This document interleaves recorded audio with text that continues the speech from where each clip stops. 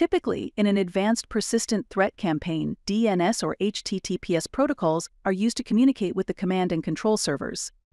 That's because even in well-protected networks, the likelihood of being able to communicate from a foothold system with those protocols is high. The modes of communicating in those backdoor channels are either beacon mode or interactive mode. In beacon mode, the agent running on the foothold server or PC sends low-frequency messages to the command and control servers. In contrast, in interactive or session mode, the agent generates a more frequent traffic. Beacon mode is somewhat more stealth, since the amount of traffic generated is considerably low, and that sort of traffic is harder to distinguish from the rest of the network traffic. In this video, we will detect a DNS beacon activity with ACKLOG CM product. We will use Sliver as an example command and control framework throughout this video series, but the same principles apply to all similar C2 frameworks.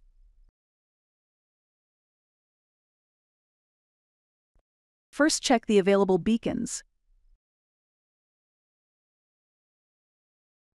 Execute the use command to switch to beacon terminal.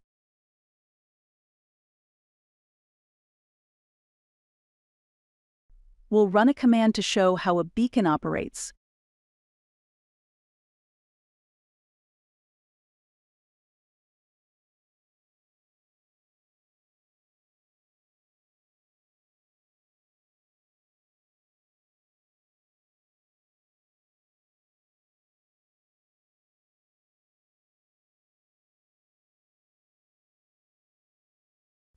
As you can see, a beacon calls home at intervals to get an order from the command and control server.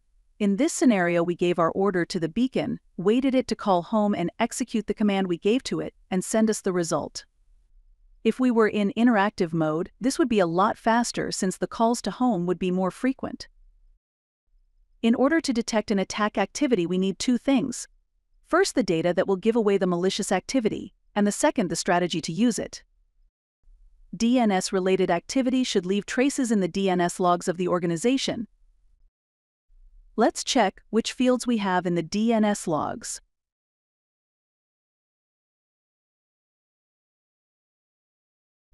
Then see the field which hold the name query information.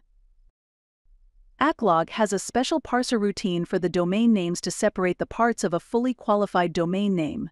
The parser creates new field names by appending the order number of the domain name parts. It will be obvious in a couple of minutes why we need this functionality.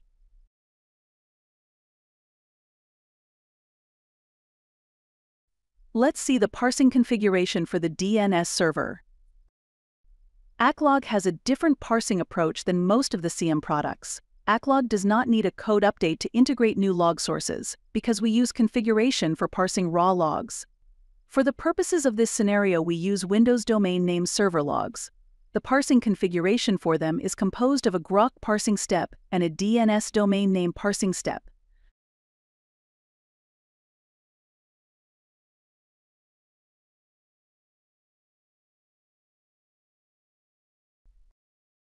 Now, we will use ACKLOG search grammar to analyze the DNS activity.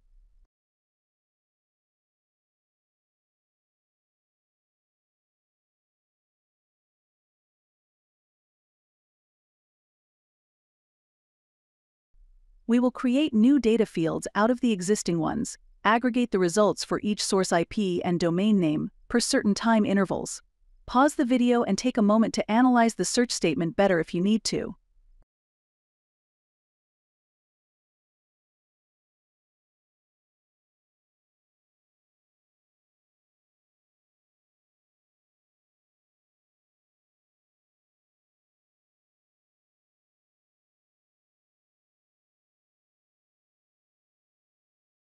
One domain name stands out since we see it many times, and it is not one of the domain names we observe normally. It is dnsc2.darkhand.org.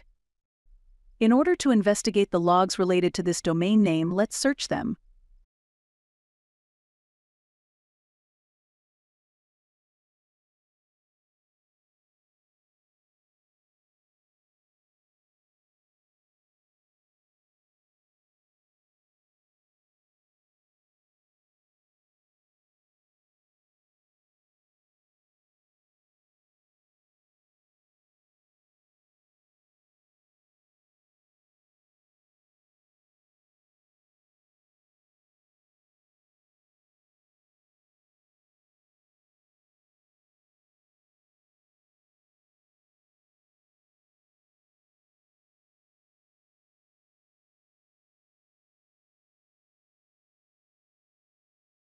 We have two different kinds of alerting mechanisms in ACKLOG.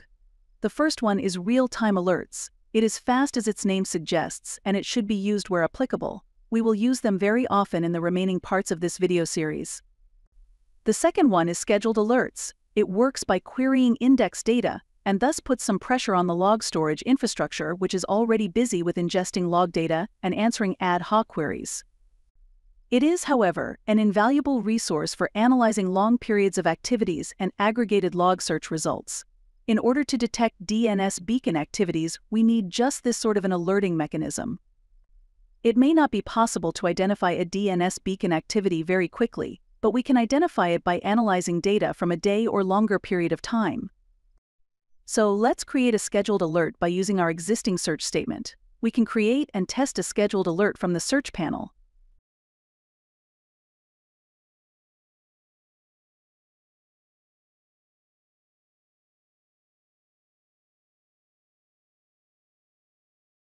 For the purposes of this scenario, first we will use the number of occurrence-based alert rule type. The logic behind this choice is that a backdoor agent which utilizes the DNS Beacon method should be sending DNS request messages with certain intervals but for a very long time. This, in turn, should result in the same source IP and the same domain name pair to be seen many times in the results of our aggregated search results.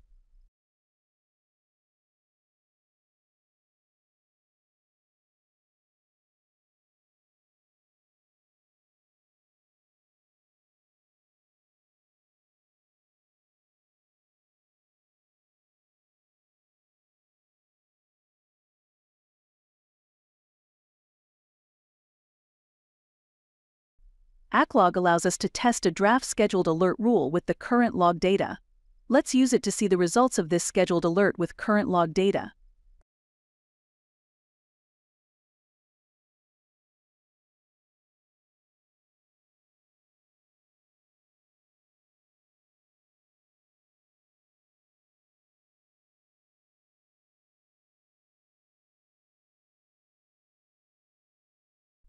The test results indicate a potential DNS Beacon activity as expected. Now let's save this scheduled alert and schedule it for a minute later to see its result.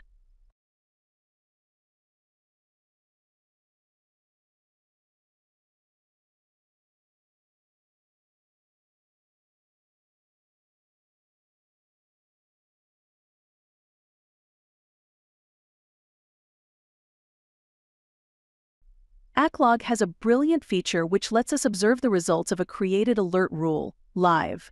This feature is especially useful for identifying inefficient alert rules which create unmanageable amounts of alerts.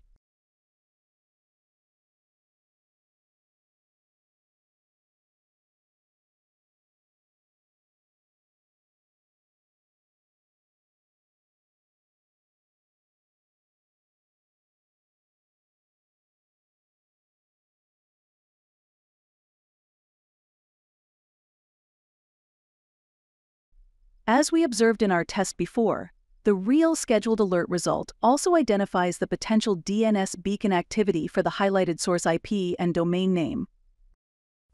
Another strategy to identify potential DNS Beacon activity might be to use the statistical alert rule type. Professional command and control frameworks provide the jitter option for its users while creating a beacon payload. However, if we keep our time intervals for aggregating the number of such traffic long enough, we might expect the standard deviation to mean ratio for the number of occurrences per period to be small. Let's give it a try and see if it will produce results for us.